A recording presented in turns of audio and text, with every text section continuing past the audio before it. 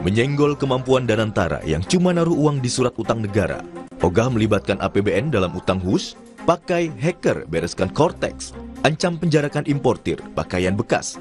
Sejak dilantik 8 September lalu, Purbaya Yudi Sadewa hampir mengusik semua orang. Soal impor baju bekas, Purbaya bilang akan memberikan sanksi terhadap importir pakaian bekas ilegal, mulai dari denda, penjara, hingga larangan impor seumur hidup.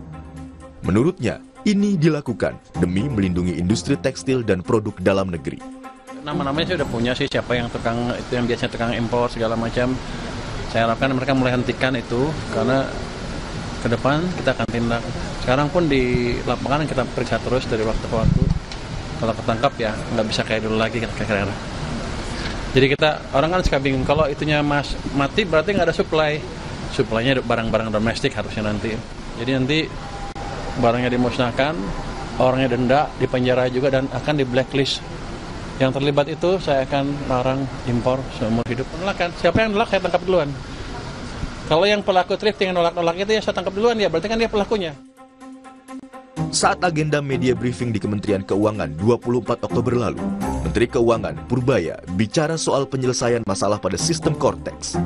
Purbaya bilang akan merekrut hacker untuk memperkuat sistem inti administrasi perpajakan yang dikelola Direktorat Jenderal Pajak, termasuk untuk menutup potensi kebocoran data pada sistem pajak nasional. Dan kita juga sudah panggil hacker kita yang jago-jago, orang Indonesia ya, bukan orang asing, yang jago-jago. Anda jangan ngira loh, orang Indonesia tuh hackernya jago-jago banget. Di dunia juga ditakutin rupanya. Saya panggil yang ranking dunia itu, yang jagoan. Kita bayar sih, bantuin saya, jadi sudah dites, sudah lumayan. Sementara itu, terkait kesepakatan pemerintah Indonesia dan Tiongkok untuk merestrukturisasi utang proyek kereta cepat Jakarta-Bandung hingga tenor 60 tahun, Purbaya Yudi Sadewa memastikan dirinya tidak akan terlibat dalam tim restrukturisasi utang kereta cepat Jakarta-Bandung alias WUSH. Bagus, saya nggak ikut kan? Top. Berarti nggak diajak ke Cina, Pak? Enggak lah. Kan katanya si Pak Doni dia mau ngajak pemerintah juga buat ke Cina. Paling menyaksikan.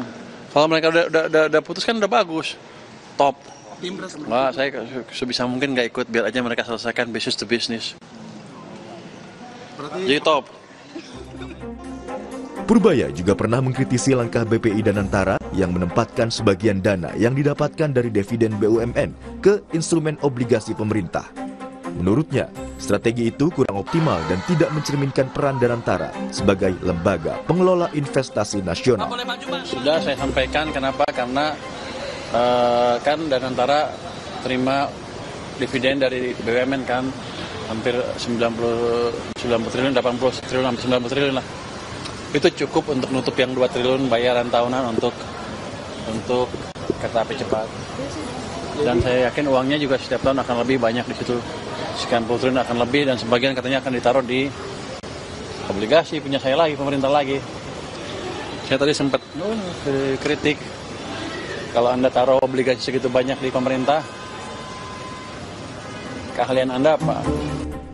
Dan yang terbaru, Menkyu Purbaya menjawab kritik Hasan Nasbi terkait gaya komunikasinya yang dinilai kerap menyentil pejabat lain. Purbaya bilang, gaya komunikasinya yang ceplas-ceplos justru mengembalikan kepercayaan publik terhadap pemerintah. Surveinya dilakukan oleh LPS. Ini indeks kepercayaan masyarakat ke pemerintah. Kalau jatuh seperti ini keadaan buruk. Kalau sana bagus. Ini kemarin waktu bulan September, Agustus September itu turun terus, Juli, Agustus September turun terus ke titik terendah sini. Inilah terjadi banyaknya demo. Tapi kita lakukan kebijakan yang mungkin untuk bagian kalangan agak drastis, agak ceplas-ceplos. Tapi ini berhasil mengembalikan sentimen masyarakat ke pemerintah. Justru ini levelnya sekarang udah level sama dengan ini. Jadi sudah stabil lagi. Jadi stabilitas pemerintahan amat baik di mata masyarakat, kecuali di mata orang itu ya. Sejak dilantik oleh Presiden Prabowo Subianto 8 September 2025, Menteri Keuangan Purbaya Yudi Sadewa memang kerap jadi sorotan, terutama soal pernyataannya. Imron Fadilah dan tim liputan Kompas TV.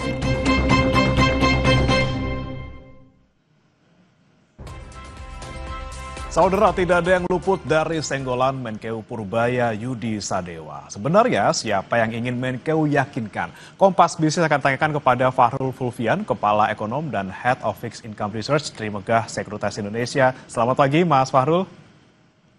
Iya, selamat pagi Mas Bre, apa kabarnya? Ya baik, Alhamdulillah Mas Fahrul. Mas Fahrul, ini kalau kita lihat kayaknya Pak Purbaya nih senggol sana sini nih, gebrakannya banyak banget. Himbara, cukai rokok nggak naik, dan antara dibilang malas berkeringat. Ada WUS juga, kilang Pertamina, pakai hacker benerin Cortex. Sekarang sampai-sampai baju bekas ilegal juga mau dijegal nih. Sebenarnya siapa sih Mas Fahrul yang ingin Menkeu Purbaya yakinkan, dan siapa sebenarnya yang perlu untuk diyakinkan oleh Pak Menkeu ini, Mas? Nah iya Mas, tapi sebenarnya kita harus lihat lagi kenapa Menteri Keuangan itu melakukan hal seperti itu. Kalau yang kita lihat kan sebenarnya bertahun-tahun terkait dengan pendapatan negara, perpajakan, dan aktivitas ekonomi, perubahan strukturalnya itu agak mandek. Seperti contohnya ilegalitas ya, ada impor ilegal, ada rokok ilegal, yang mana dua-duanya itu double kill. Menghancurkan ekonomi, di satu sisi juga itu juga membuat pendapatan negara turun. Nah, kalau memang mau memperbaiki keuangan negara, memang hal ini yang aku lihat itu harus dilakukan. Dan kalau kita lihat apakah ini yang mungkin kontroversialnya ya, apakah memang harus metodenya itu dilakukan dengan approach yang lumayan high profile seperti ini, at some extent aku lihat butuh. Nah, aku lihat butuh, dan memang di sini seninya Pak, di sini hal yang dilakukan, banyak dilakukan oleh Pak Purbaya ini adalah pembenahan. Nah, terkait pembenahan itu memang ada pembenahan ini adalah terutama pembenahan itu struktural, seringkali memang itu mendatangkan keramaian karena memang banyak hal-hal yang tadinya dianggap biasa sekarang itu sedang dibenahi. Nah, ini yang sebenarnya saat ini itu memang ya ini hal yang baik tapi mendatangkan kebingungan. Kebingungannya seperti apa? Hal yang penting untuk dikomunikasikan oleh Menteri Keuangan adalah apa saja target dari hal-hal yang dia lakukan. Dia harus cerita misalnya dengan melakukan penertiban impor-impor ilegal, berarti pendapatan negara dari bea masuk akan dapat masuk berapa banyak. Nah, ini yang aku lihat harus dikomunikasikan dengan tepat sehingga semua orang jadi tahu ini targetnya mau ngapain sebenarnya. Dan kalau ini bisa tercapai, harusnya investor juga semakin senang, kira-kira seperti itu. Jadi nggak cuma heboh membenahi yang memang perlu dibenahi, tapi targetnya harus jelas ya, biar investor juga bisa yakin. Targetnya gitu ya. harus jelas. Benar, targetnya harus jelas. Oke, baik.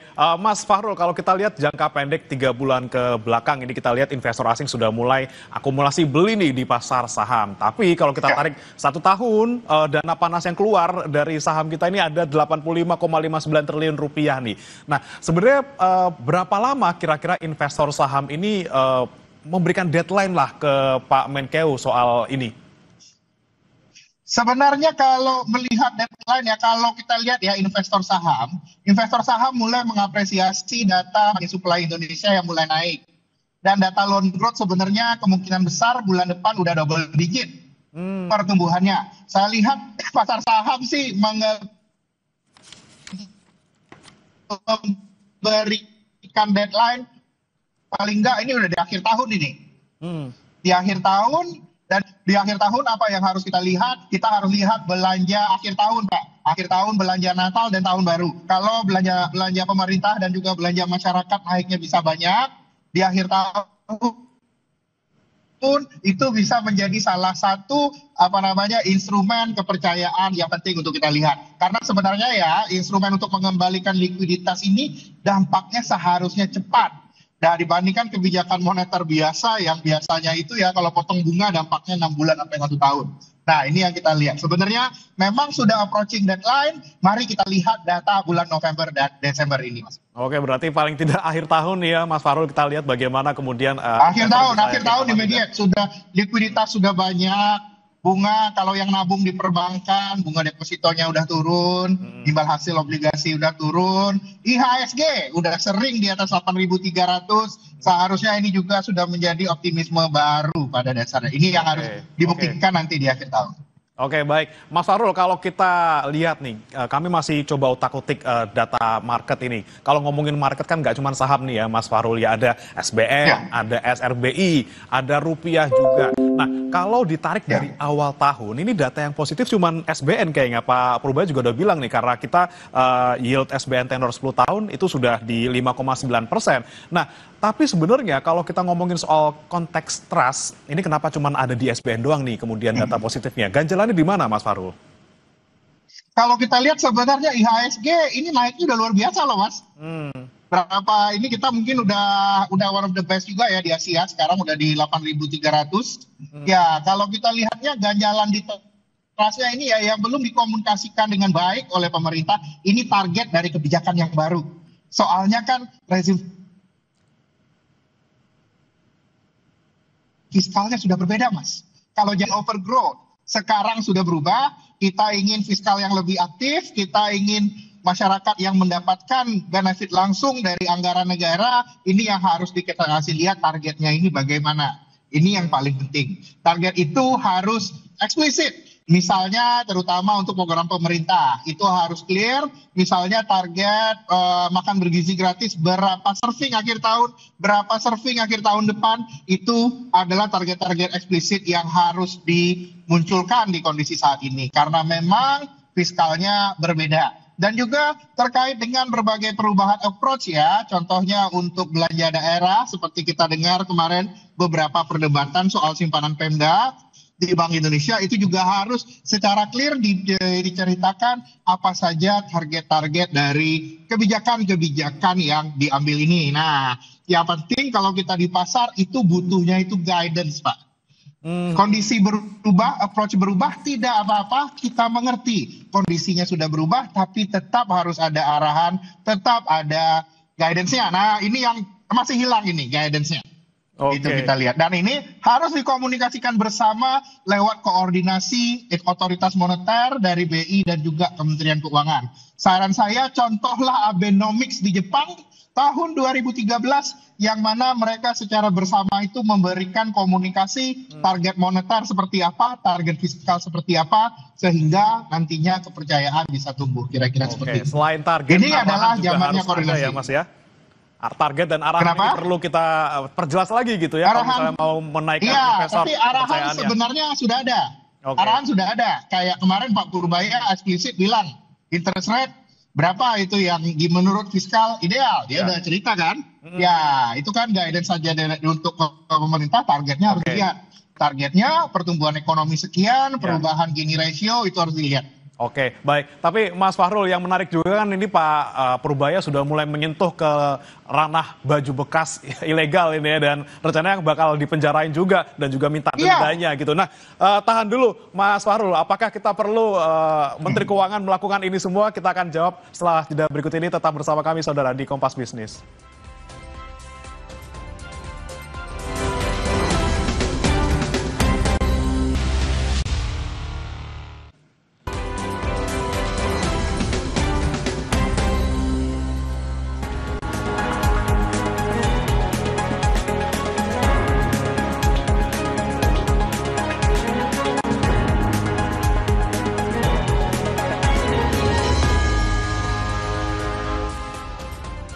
Anda masih di Kompas Bisnis bersama saya Bremana Atenaya dan juga masih bergabung bersama kami Fahrul Fulvian, Kepala Ekonom dan juga Head of Fixed Income Research Trimegah Sekuritas Indonesia. Mas Fahrul, kita lanjutkan kembali. Mas Fahrul, tadi ngomongin soal Pak Purbaya yang mulai masuk juga nih ke ranah baju bekas dan juga soal bakal denda nih pelaku-pelakunya. Nah, ini sebenarnya perlu nggak sih seorang Purbaya melakukan hal ini, dan kalau market bagaimana membacanya? Apakah langsung bisa mempengaruhi kepercayaan mereka?